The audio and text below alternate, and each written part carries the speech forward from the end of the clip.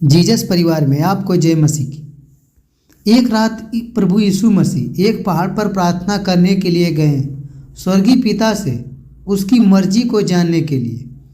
वे वहाँ पूरी रात ठहरे रहे। जब वह पहाड़ से नीचे आए तो उसने अपने चेलों को बुलाया। ये वही लोग थे जो यीशु की सेवकाई में शुरू से थे। ऐसा नहीं कि जो बहुत भीड़ लगी थी उसमें से प्रभु बहुतों को नहीं चुना, सिर्फ 12 को ही चुना। यीशु उन्हें सुसमाचार फैलाने के लिए तैयार करने वाले थे। वो मसीह के साथ सुसमाचार देने वाले होंगे। वह उन्हें दुष्ट आत्माओं को निकालने का अधिकार देने वाले थे। पहले से ही परमेश्वर की सामर्थ यीशु से उनमें से बह रही थी। उस पर विश्वास करते थे। यीशु स्वयं ही उनको सिखाने वाला था। वह उन्हें सिखाता और अभ्यास भी कराता। लेकिन सबसे महत्वपूर्ण बात यह है कि वे हर दिन मसीह के साथ चलते थे। वे अपने दिल की अंतरंग विचारों को जानने वाली संगति में सबसे महत्वपूर्ण भाग कहलाने के लिए बुलाए गए थे। उनके पास जीवित परमेश्वर के पुत्र की नज़दीकियों में जीने की अकाल्पनिक विशेष योग्यता अधिकार था। जो सबसे आश्चर्यजनक है वे यह है कि इन लोगों को सुसमाचारों के पन्नों में ज़बरदस्त सम्मान मिला है। हम भी मसीह के शिष्य हैं और हम भी वही बातों को सीख सकते हैं जो उसने अपने 12 चेलों को सिखाया। और प्रभु यीशु मसीह हमारे भी निकट है। यदि हमने प्रभु यीशु मसीह में विश्वास डाला है तो वास्तव में वह हमारे बहुत ज़्यादा नज़दीक है। कि जब हम प्रभु को इस दुनिया में उसके लिए सेवकाई के लिए, उसके कार्यों के लिए कोई कार्य करते हैं, उसके सुसमाचार को लोगों को बताते हैं, यह एक बहुत अद्भुत बात है। अगर हम खुद ज्ञान को सुन के किसी को नहीं बताते तो हम परमेश्वर के राज्य के लिए कुछ नहीं करते। पहाड़ी पे प्रभु यीशु मसीह उपदेश देते हैं। अगर हम मत्ती की पुस्तक में देखते हैं तो 5 अध्याय से 7 अध्याय के बीच में पाया जाता है। इनमें से कुछ एक मनुष्य के हाथों में सुंदर आदर्श शामिल है। जब यीशु गलील के सागर के किनारों के साथ और पूरे क्षेत्र में प्रचार कर रहे थे, वह स्वर्ग के राज्य या परमेश्वर के राज्य के बारे में अधिक से अधिक बात कर रहे थे।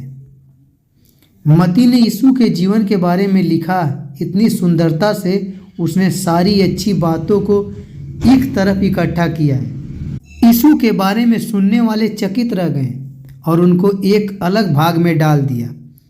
वे सवालों का उत्तर देते। स्वर्ग के राज्य के सदस्यों को किस तरह रहना चाहिए। अगर हम लुक्का की पुस्तक में देखते हैं, लुक्का की पुस्तक में बिखरे हुए पाए जाते हैं, लेकिन मत्ती की पुस्तक में सभी अच्छी बातों को इकट्ठा किया गया है। यीशु को शायद कहानियों के बार बार परमेश्वर की सच्चाई के विषय में उपयोग करके हजारों सुनने वालों को सिखाया गया था। पहाड़ का उपदेश बहुत ही शुद्ध और प्रकाशमय है। वह यह सिखाता है कि जो स्वर्ग के राज्य के हैं उनसे परमेश्वर क्या चाहता है। पृथ्वी एक श्रापित जगह है जहाँ पुरुष और स्त्री और बच्चे पाप और समझौते में रहते हैं। मनुष्य जात निरंतर परमेश्वर के विरुद्ध रहती है। लेकिन यीशु ने संसार को बचाने के लिए उस काम में निकल पड़ा। वह स्वर्ग के राज्य को इस पृथ्वी पर स्थापित करने के लिए आया। प्रभु सुसमाचार से लोगों को बताना चाहते थे। आज भी अगर आप प्रभु के सुसमाचार को लोगों को नहीं बता सकते, शेयर करके बताओ। परमेश्वर के राज्य को आप लाएंगे। अगर कोई परमेश्वर के वचन को सुनता है आपकी मदद से तो आप परमेश्वर के एक प्रचारक ठहरेंगे। परमेश्वर का राज्य आप लाने के लिए उसके साथ खड़े रहेंगे। परमेश्वर देखता है। आगे मत्ती हमें बताता है स्वर्ग में परमेश्वर की इच्छा का पूरी तरह से पालन किया जाता है। मसीह के अनुयायी जब पृथ्वी पे परमेश्वर की इच्छा का पालन करते हैं वे यहाँ उसके राज्य की स्थापना का एक हिस्सा बन जाते हैं। वे परमेश्वर की भव्य बचाव का एक महत्वपूर्ण हिस्सा बन जाते हैं। भयानक अभिशाप के पहले दिनों से परमेश्वर का इस दुनिया के अंधेरे साम्राज्य में तोड़ने के लिए एक योजना बनाई। जब आदम और हव्वा पाप में गिरे, उन्होंने शैतान की शक्ति को, मानव जाति को शैतान की शक्तियों को सौंप दिया, शैतान के हाथों में दे दिया। वे अपने शक्तिशाली प्रभु से अलग हो गए। लेकिन परमेश्वर इसे यहाँ तक अंत नहीं करने जा रहे थे। समय के साथ उन्होंने इब्राहिम के बच्चों के माध्यम से एक राष्ट्र बनाया। यह दुनिया के लिए उसके उद्धार योजना का ही शुरुआती चरण था। उन्हें एक अलग पवित्र लोगों को चुनना था जो अन्य देशों से अलग थे, ताकि वे विशेष प्रभावशाली परमेश्वर की उपस्थिति को पा सकें। मूसा ने नेतृत्व के माध्यम से उसने उन्हें परमेश्वर के तरीकों को समझाने में मदद करने के लिए उन्हें कानून दिया। वह इजराइल राष्ट्र को भक्ति और आज्ञाकारिता के साथ उनके पवित्र, धर्मी और प्रेमी परमेश्वर के समान में मदद करने के लिए किया गया था कि आप परमेश्वर के राज्य को फैलाओ, लोगों को बताओ, सुसमाचार दो। यह उन्हें मसीह के लिए तैयार करने और तैयार होने के लिए दिया गया था। अब यीशु यह दिखाना चाहते थे कि नियम कैसा उच्च और शुद्ध हमेशा होना चाहिए था। पर्वत के उपदेश में यीशु सिखाते हैं कि कैसे परमेश्वर की शुद्ध प्रकाशमय पवित्रता मनुष्य के हृदय में गहराइयों से घुसनी चाहिए। यीशु उस दिन के लिए तैयार हो रहे थे जब वह पाप को श्राप पर जय पाएगा। वह स्वयं के बलिदान द्वारा मृत्यु और पाप को हरा सकेगा और वह फिर से जी उठेगा। मृत्यु उसे पकड़ रही थी। वह जानता था कि वह ऊपर उठाया जाएगा और स्वर्ग में पिता के दाहिने हाथ जाकर बैठेगा। यीशु जब परमेश्वर की योजना के लिए उत्सुकता से ठहरे थे, वह जानते थे कि एक बार वह उस सिंहासन पर बैठेगा। वह उन सब पर अपनी आत्मा उड़ेलेगा जो उस पर विश्वास रखते हैं। पवित्र आत्मा चेलों को यह शक्ति देगा ताकि वह यीशु के पूरे दिल से सेवा कर सकें। वे दुनिया का सुसमाचार फैलाएंगे। वे यीशु के साथ मिलकर रहेंगे जो उन पर स्वर्ग के राज्य के लिए तैयार कर रहे हैं।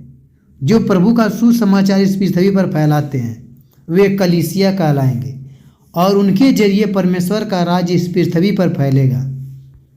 पवित्र आत्मा उनको अंधकार के राज्य पर जय पाने के लिए सामर्थ्य देगा। लेकिन शैतानी ताकतें दुष्टता पूर्वक लड़ती रहेगी जब तक कि यीशु एक अंतिम और पूर्ण हार सारे दुश्मनों को वापस आने के बाद नहीं देता। इस संदेश में यीशु अपनी कलीसिया को दिशा निर्देश दे रहे थे।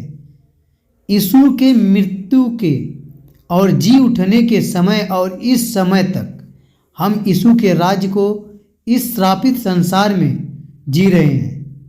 कभी कभी यह समय अभी कहलाता है और कभी कभी अभी नहीं। यीशु विश्वासियों के लिए उनका राजा और याजक बन के मिल चुका है और उनके पास उसका पवित्र आत्मा भी है, परंतु वे अभी नहीं के समय के लिए रुके हुए हैं। वह सोचते हैं कि अभी नहीं, और तभी यीशु उनके शत्रु पर विजय पाकर अपने राज्य को पूर्ण रूप से स्थापित करेगा।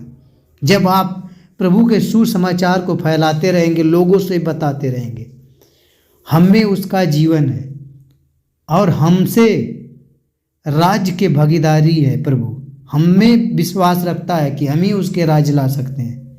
जब हम उसके राज्य की बातें बोते हैं, लोगों को बताते हैं, यह पहाड़ पर दिया संदेश हमें बताता है कि उसके चेलों को जब उसका राज्य नहीं आता उसको कैसे जीना है। वे आगमन के आदेश दिया है, फिर से परमेश्वर कब आएगा, सब कुछ उसने बताया है। आप परमेश्वर के लिए क्या करते हैं? अगर आपने अब तक कुछ नहीं किया है तो आप परमेश्वर के वचन को रोज़ सुने, आपका जीवन बदल जाएगा। आप परमेश्वर के राज्य को स्थापित करने के लिए जितना हो सके लोगों से बताएं। आप परमेश्वर के एक बेटे हैं और आप शैतान के बेटे हैं, तो आप कभी एक अच्छा पेड़ नहीं हो सकते। जिस तरह से प्रभु ने बताया, एक अच्छा पेड़ अच्छा फल लाता है। आपके ऊपर है, आपको चुनना है। शैतान आपको परमेश्वर के पास नहीं जाने देता। हमें सारे शैतान के बंधनों को तोड़ के प्रभु में बढ़ना है। लोगों को शेयर करो, सभी को बताओ परमेश्वर के बारे में जितना हो सके। शायद आप मुंह से अपने द्वारा ना बता पाएं, मैसेज के जरिए किसी का जीवन बदल सकता है। आप परमेश्वर के साथ रह सकते हैं। आमीन।